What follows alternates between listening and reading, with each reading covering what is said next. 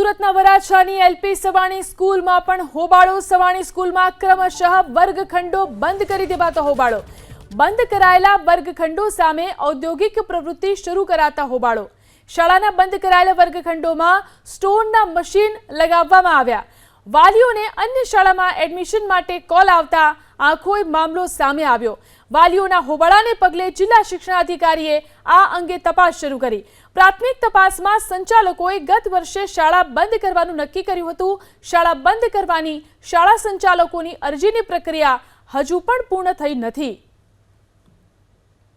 કે અમારા બાળકને અહીંયાથી એવી વાત મળી છે કે દિવાળી પછી બંધ થઈ જવાનું છે। બહારની સ્કૂલના શિક્ષકો અહીંયા ભણાવવા આવે છે। બહારની સ્કૂલમાંથી અમારે કોલ બી આવવા મળ્યા છે, મેસેજ બી આવવા મળ્યા છે કે તમારા બાળકને અહીંયા એડમિશન લેવું હોય તો તમે અમને રૂબરૂ મળી જાઓ।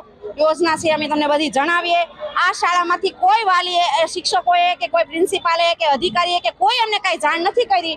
અંદર બધી વાત કરીએ છીએ અમે લોકો। અમે ફી ભરવા જઈએ ત્યાંય અમે પૂછીએ છીએ, છતાં અમને કાંઈ કહેતા નથી। અમારી ફી એ લોકોએ રજા જમા કરાવી દીધી છે। તો અમારી હવે એટલી જ માંગણી છે, એ સરને સ્કૂલ ચલાવી હોય તો ભલે, ન ચલાવી હોય તો ભલે, અત્યારે સર ફરી ગયા છે।